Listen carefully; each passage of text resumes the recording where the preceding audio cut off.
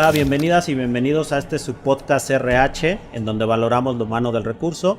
En este capítulo, nuevamente aquí en el Congreso Internacional de Recursos Humanos, contamos con una visita de una personalidad muy importante y muy relevante, no solamente aquí en México en el ámbito empresarial, sino a nivel global. Y la verdad es que nos sentimos muy orgullosos, muy agradecidos porque esté aquí con nosotros. Y me voy a permitir leer brevemente su biografía para no cometer ningún error. Nuestro invitado es doctor en Economía y Empresa, licenciado en Economía y licenciado en Administración y Dirección de Empresas por la Universidad Abad Oliva de Barcelona. Tiene un máster en Finanzas en la ESADE, en Desarrollo Organizacional y en Marketing en la Universidad Rey Juan Carlos I, además de varios diplomados en el ámbito de la dirección de empresas y la eficiencia organizacional.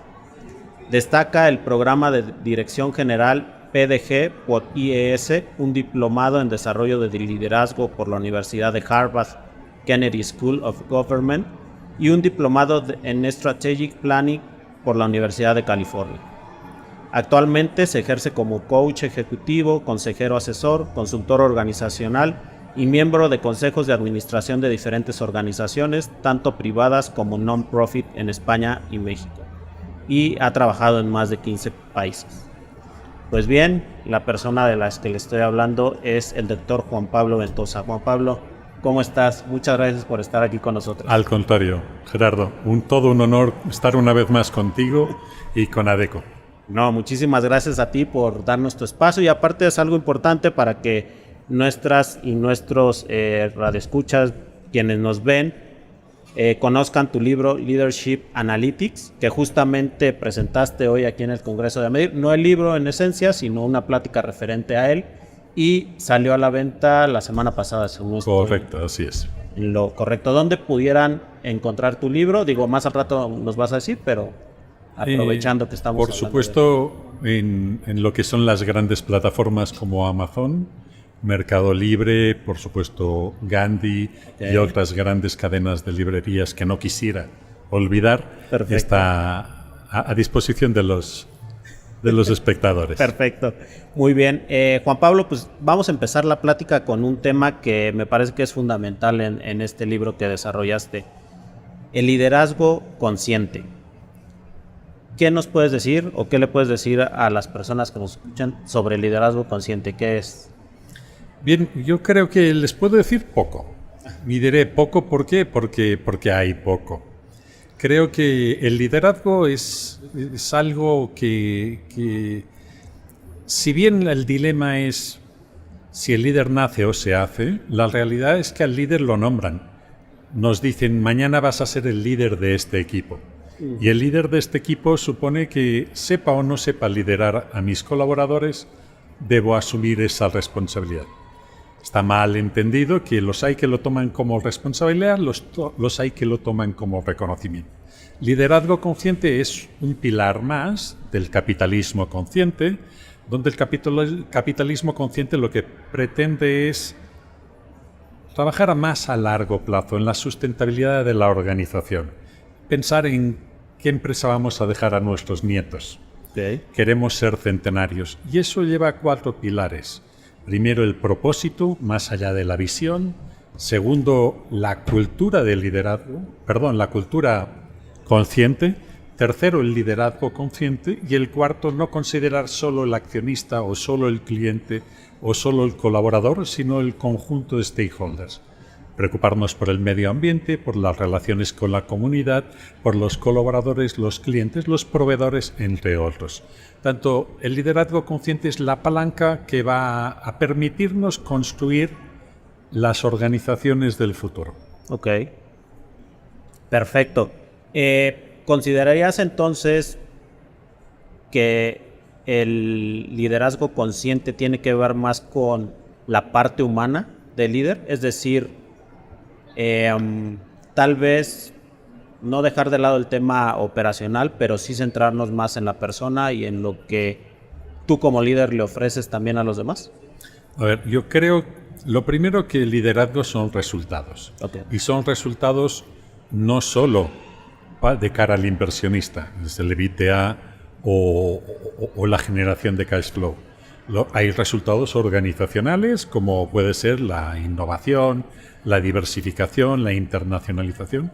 Hay resultados con los clientes, si los fidelizamos, los vinculamos, pero sobre todo hay resultados con los colaboradores. Salen a final de año más capacitados, más comprometidos, gestionamos mejor el talento o perdemos el talento porque se van a la competencia. Para mí, lo que es el liderazgo consciente es entender que un líder debe aportar resultados, pero debe lograr resultados a través del equipo de colaboradores. Un líder, Gerardo, es un director técnico de un equipo de fútbol. Y digo un director técnico de un equipo de fútbol por algo, porque no es el que marca los goles. Es aquel al que le han confiado el principal activo de la organización, un conjunto de personas para que les enseñe o coache, para que les entrene, para que los motive, para que los haga salir a la cancha a jugar, a sudar la camiseta, a marcar goles, ganar partidos y así a ascender de categoría. Por lo tanto, no hay que olvidar nunca que el líder es aquel que a través de sus colaboradores logra resultados. Resultados con sus colaboradores y no contra sus colaboradores. Por lo tanto, no puede haber resultados sustentables sin una buena gestión del compromiso, sin una buena gestión de los colaboradores, sin una buena actualización de sus conocimientos. Liderazgo consciente también es eso. Ah, perfecto. No, en tu libro nos hablas de que el líder debe de ser bicéfalo. Bicéfalo, efectivamente. Como Jano, correcto, de la mitología griega. ¿Qué significa este término?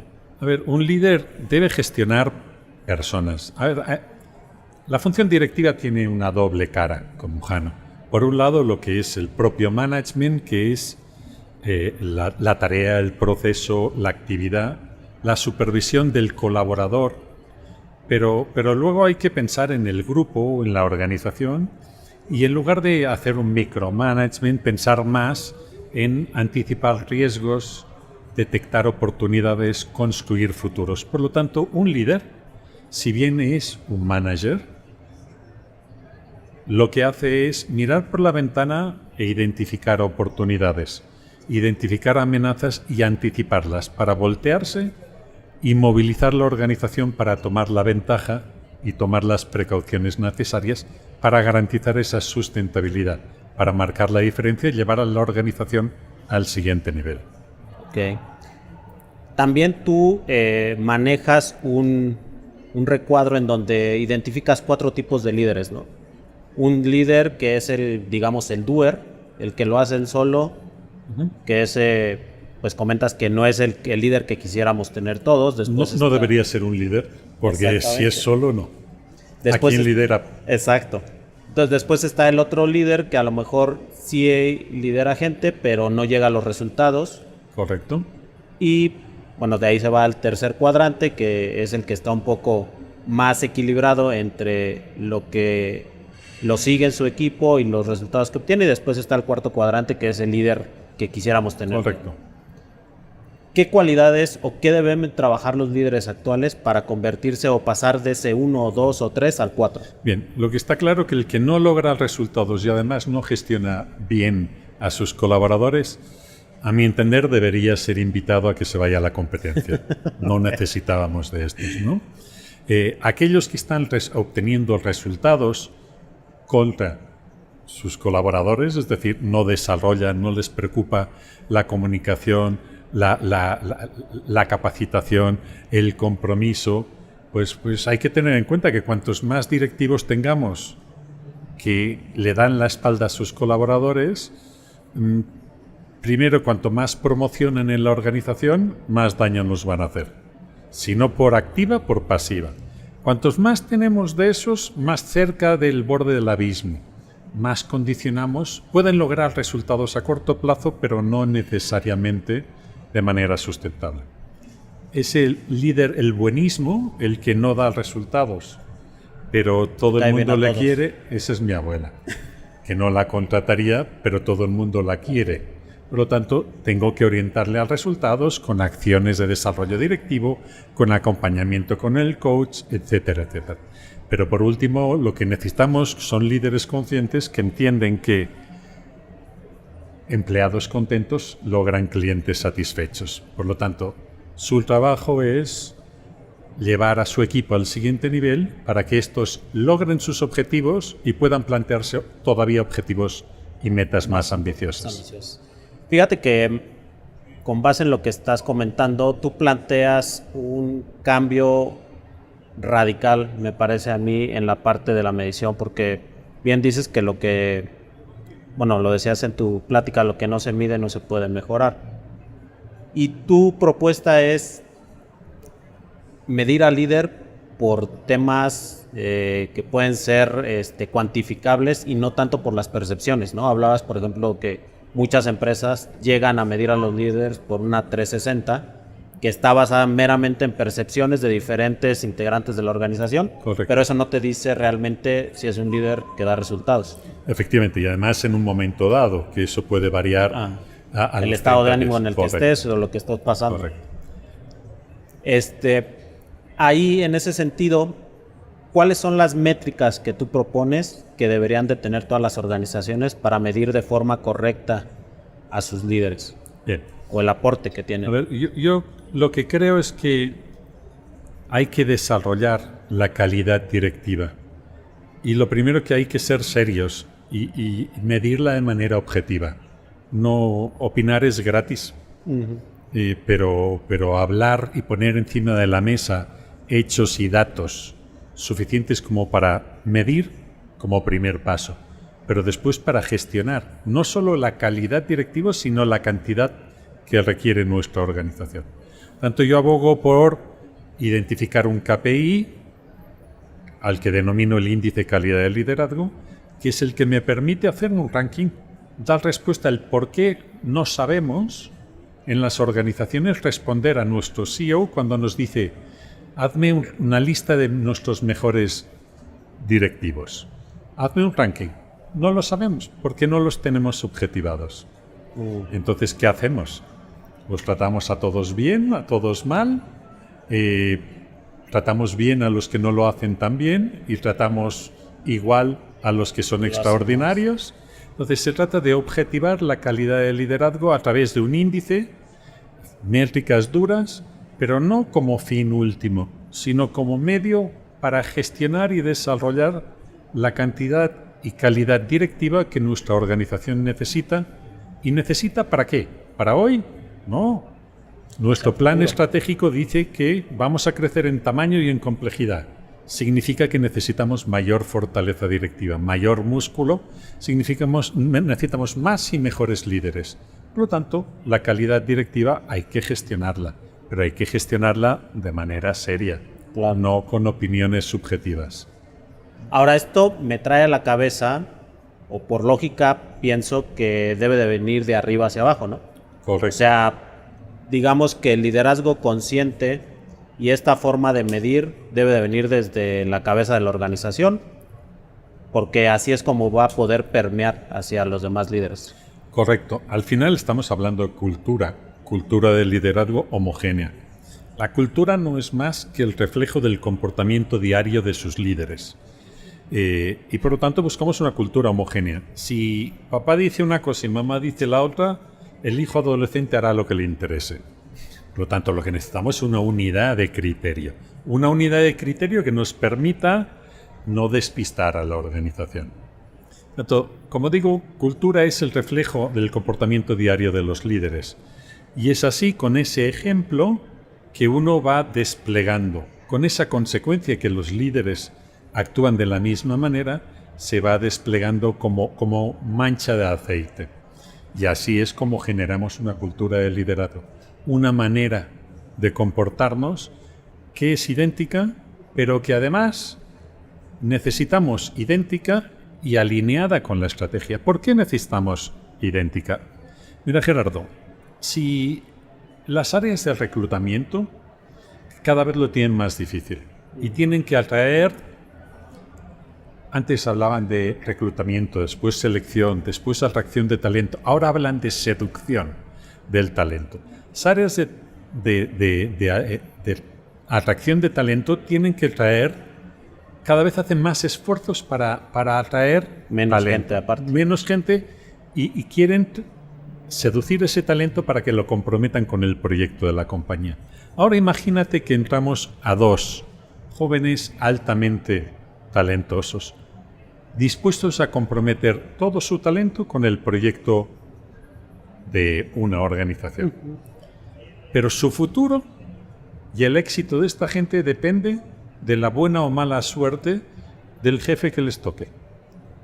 Sí. Resulta ser que si mi jefe me coachea, me comunica, considera que el error es una fuente de aprendizaje, empatiza conmigo, me capacita, pues yo seguiré dando más Claro. y mejor y aumentando mi compromiso con la empresa. Sin embargo, si tengo la mala suerte de caer con un jefe o una jefa para el cual solo soy más recurso que humano, un número, a la primera que pueda me voy a la competencia Claro. a probar más suerte. Es por eso que las compañías deben pensar en ese estilo de liderazgo, cómo queremos que sea.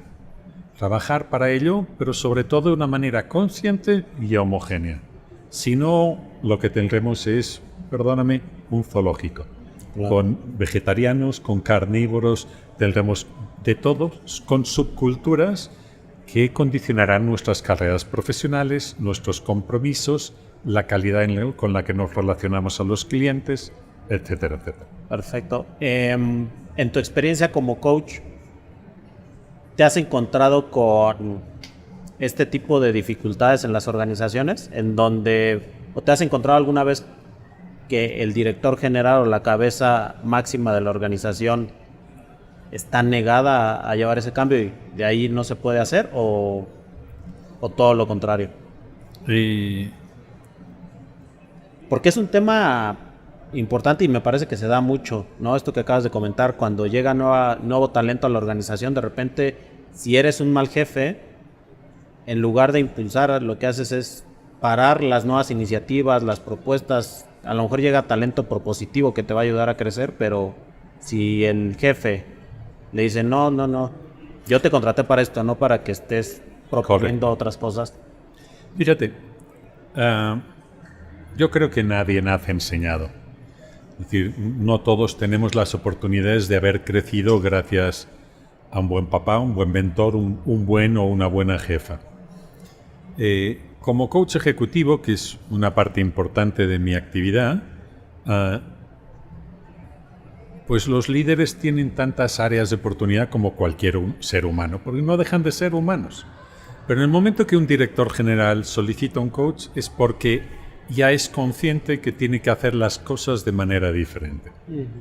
Problema identificado, problema medio resuelto. Y por lo tanto, prefiero eso.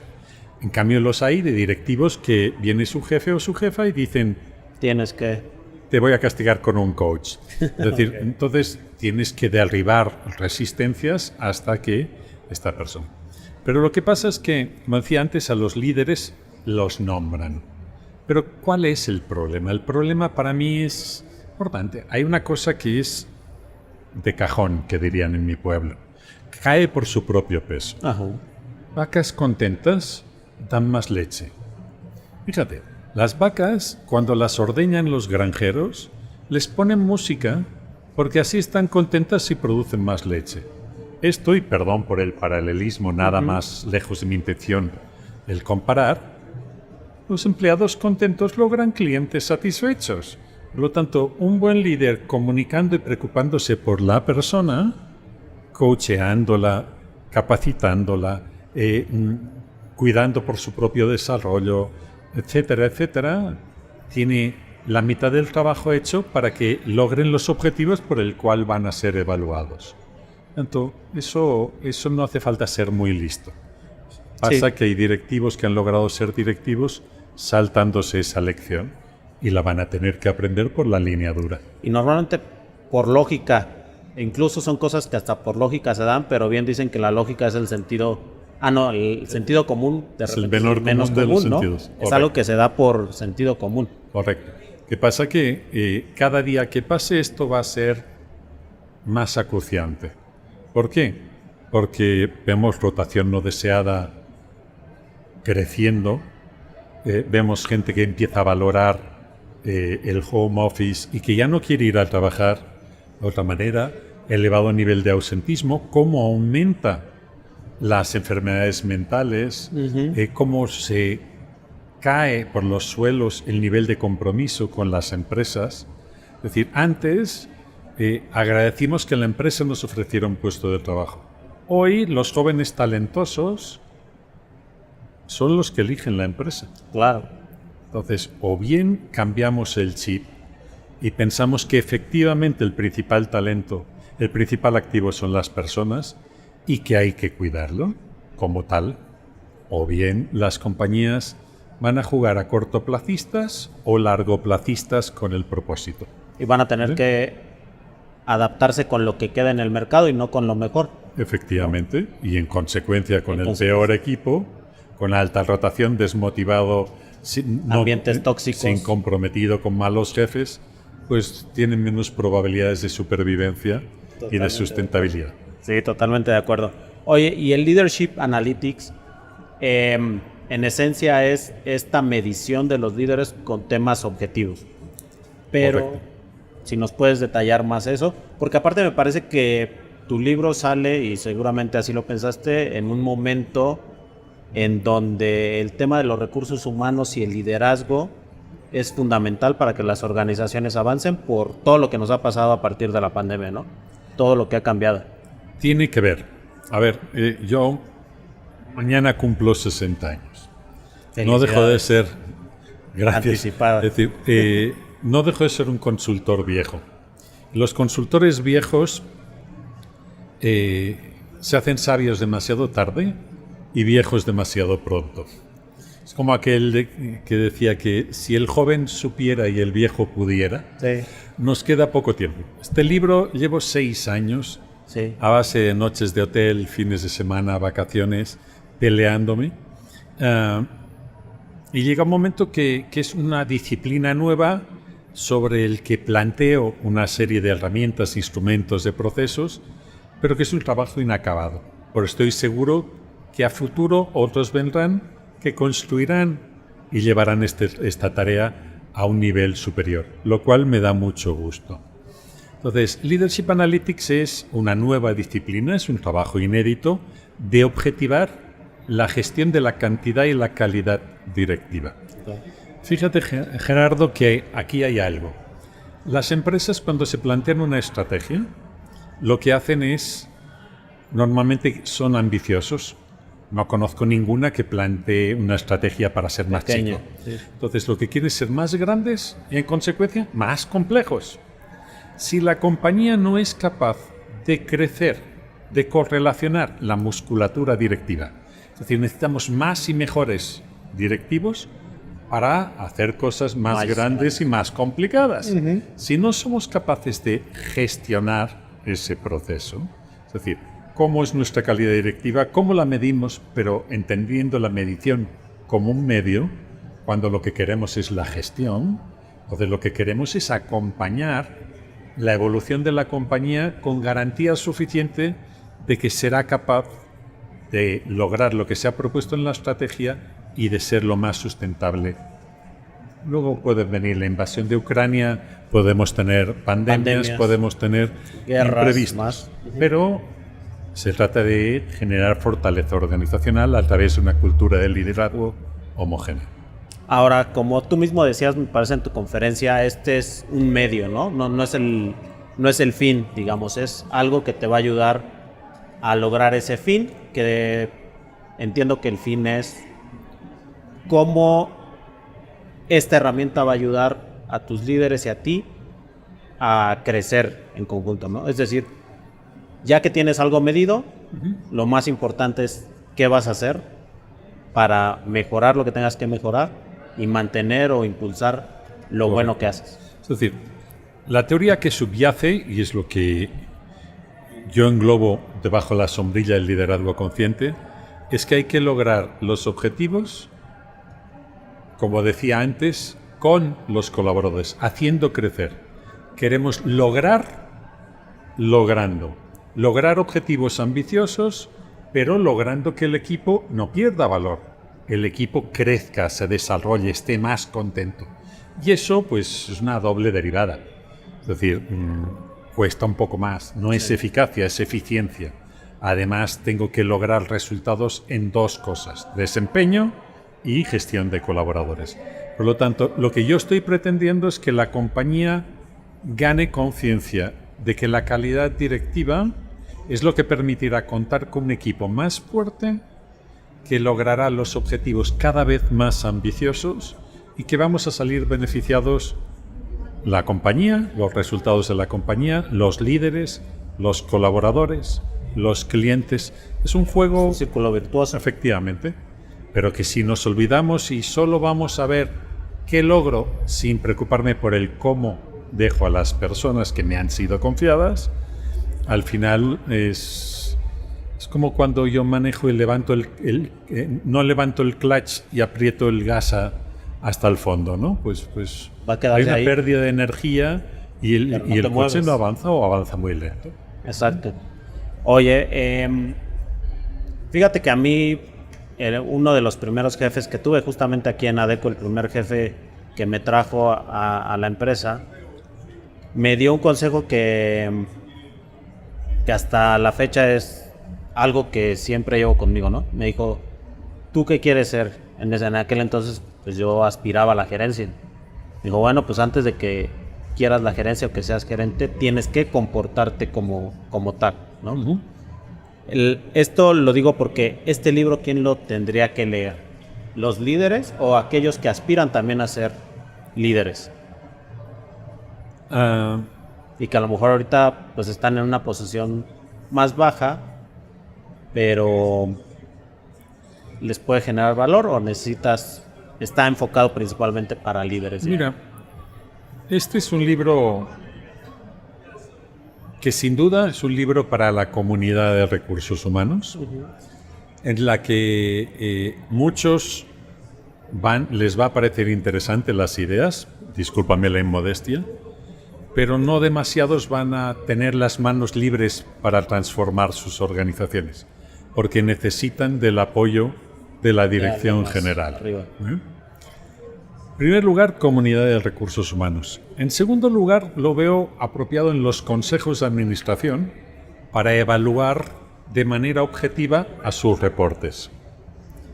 En tercer lugar, lo veo en los comités de dirección de aquellos directores generales realmente interesados en la sustentabilidad en el largo plazo, convencidos en que la clave es la gestión adecuada de los colaboradores, porque son los que van a lograr que el C-Suite, el comité de dirección, se lo plantee.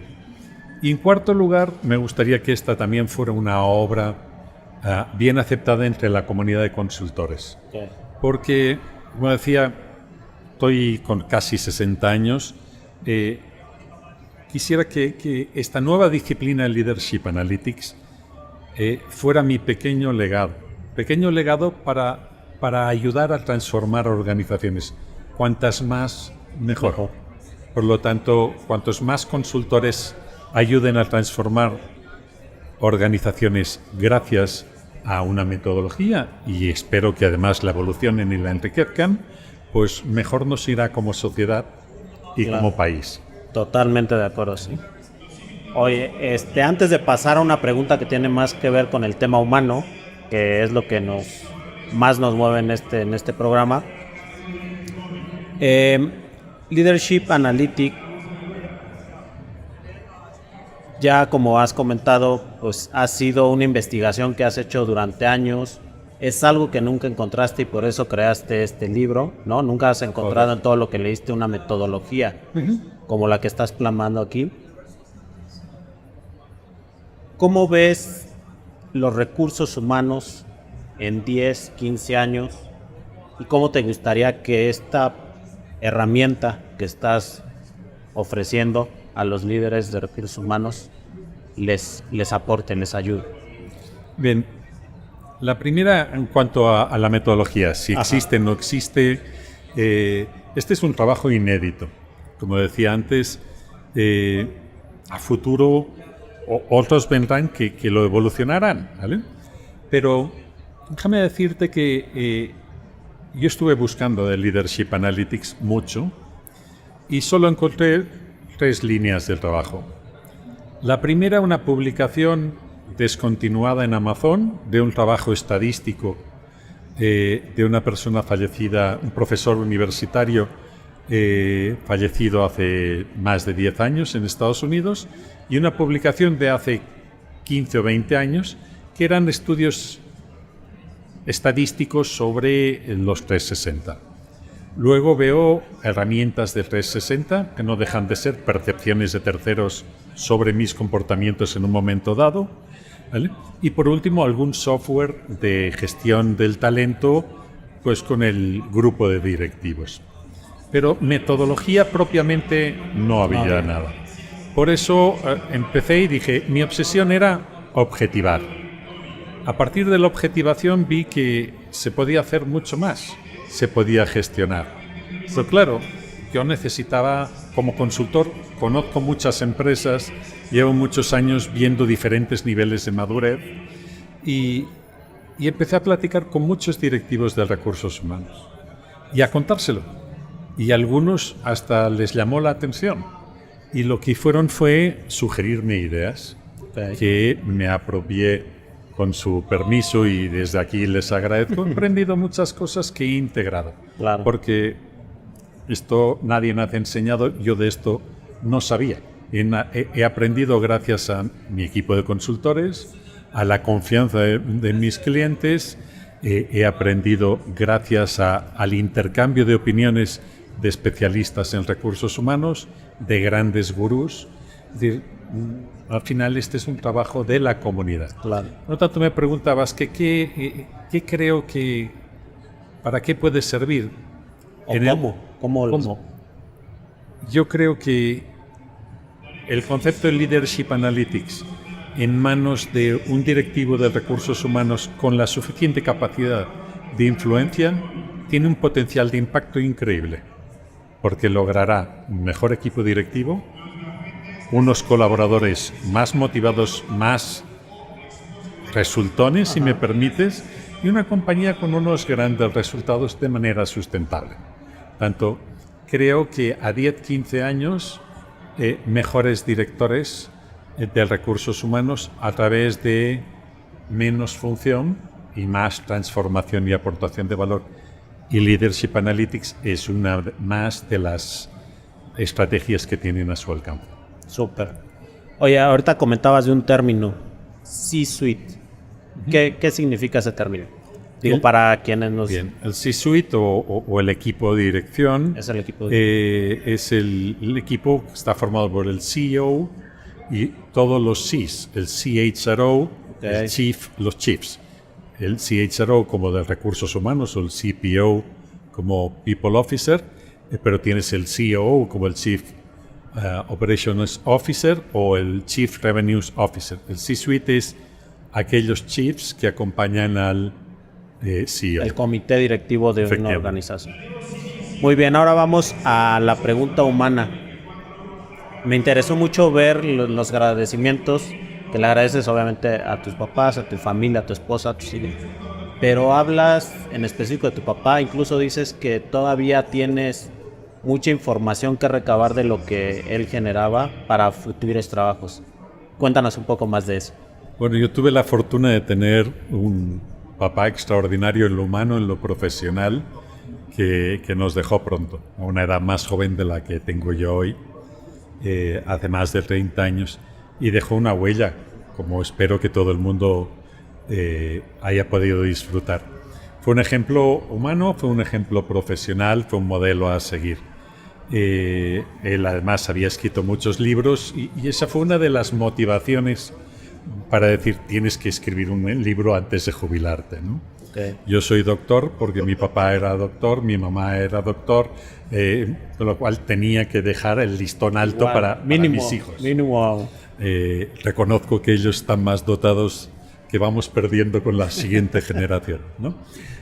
Por lo tanto, era un buen ejemplo, tanto que ya estoy escribiendo mi siguiente libro, que no tiene nada que ver con el mundo de recursos humanos, pero sí con el liderazgo personal, que se llama 100 perlas de aprendizaje.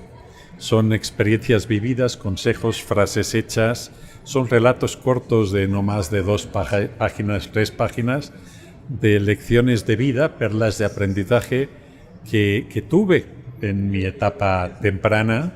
Bueno, mi papá murió, yo tenía 20 y pocos años, y que han ayudado a que yo sea como sea. La persona que eres. Es decir, y que pretendo blindarlas para transmitirlas, si no a mis hijos, a quienes quieran leerlas. Claro, es súper interesante.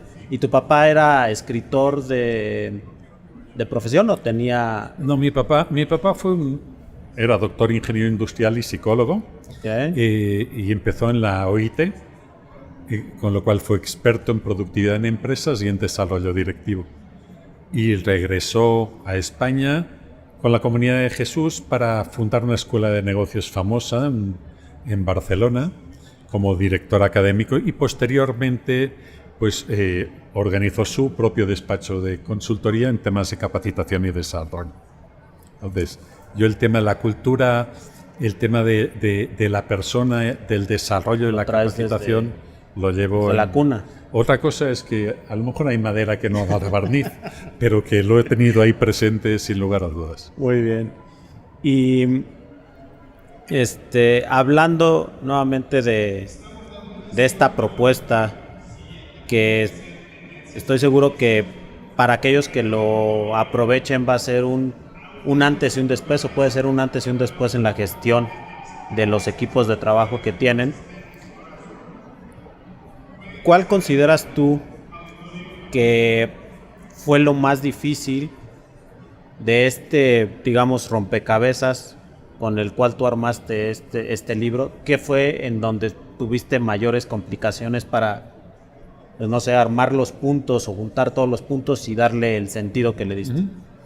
A ver, yo diría que de mí en este libro hay inconformismo, perseverancia, pero la realidad es que este libro no hubiera sido posible sin las aportaciones de clientes con sus opiniones, sus sugerencias, y sin las aportaciones de colaboradores con los que llevo décadas trabajando, que también han acumulado mucha experiencia, como la mía, en proyectos de calidad directiva. Entonces, ¿qué te diría yo que hay de mí aquí? Sangre, sudor y lágrimas, pero han sido noches de hotel viajando, fines de semana, pero sobre todo la inconsciencia de ponerme a escribir de algo que no sabía suficiente, y que no tenía suficientemente estructurado. Por lo tanto, a medida de que el libro se ha ido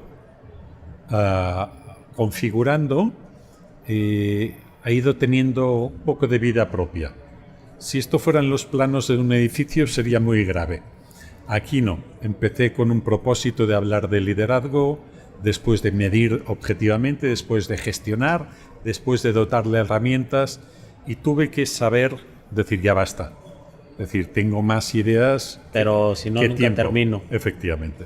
O sea, es un trabajo que fue cambiando conforme fue evolucionando, fue mutando, adquiriendo mayores conocimientos. Correcto, que no eran por ósmosis ni por iluminación divina, eran por la interacción con mis colegas, compañeros, con mis clientes y amigos, en los que iban dándome sugerencias sobre cómo pasar de una buena idea, un KPI, a una nueva disciplina.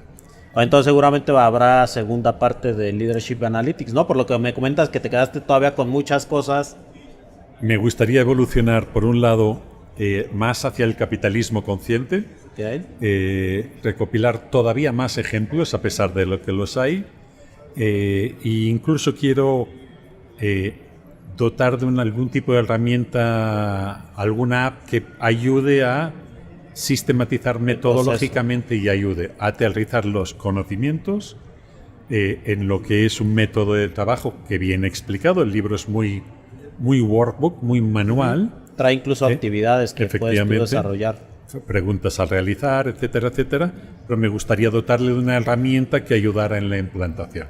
Me parece que eso es fundamental, ¿no? Hoy en día, porque el problema muchas veces de lo teórico es que no todos tenemos la capacidad de bajarlo a algo concreto. Correcto. Entonces, si tienes una plataforma que automáticamente te va llevando por todo el proceso que tienes que hacer, le va a facilitar mucho la vida a los líderes. Claro, lo que pasa es que gestionar una plataforma sin los conocimientos, esto es como poner a un hijo adolescente sin experiencia al volante de un coche, efectivamente. Pues bien, muy bien, Juan Pablo. Muchísimas gracias por estar aquí. ¿Dónde te pueden encontrar quien esté interesado en conocer más sobre todo este tema de recursos humanos, de liderazgo, y que incluso pudiera, pues, necesitar o requerir alguno de tus apoyos como coach? Muchas gracias por la oportunidad. Fíjate, en el libro está datos de mi persona, está datos de mi despacho, datos de la obra y del editor. Sin embargo, como sugerencia del editor, generé una página web, un sitio web, www.juanpabloventosa.com, en el que cuenta un poco mi trayectoria, el libro, las actividades que desarrollo. Ok. ¿En LinkedIn cómo te pueden encontrar? Juan Pablo Ventosa, igual. Juan Pablo Ventosa en LinkedIn y en el sitio web, y Leadership Analytics en Instagram. Perfecto. Pues algún último comentario o mensaje que le quisieras dejar a los líderes de recursos humanos. Pues contar básicamente que cuanto mejor el propio líder de recursos humanos, más preparado para la transformación de la calidad del liderazgo y la aportación de valor a sus organizaciones. Contar que conocedor de la cultura del liderazgo en ADECO, sacarme el sombrero porque veo que grandes liderazgos se transforman en grandes resultados. Muchísimas gracias, Gerardo. Muchísimas gracias. Felicidades por este podcast. Muchas gracias. Muchas gracias por acompañarnos aquí, por ser parte fundamental de este proyecto, de esta iniciativa, que esperemos que vaya y dure para mucho tiempo. Muchas gracias. Muchas gracias. Y gracias a ustedes por vernos. Les invitamos a compartir el contenido y a suscribirse al canal. Nos vemos en otro capítulo.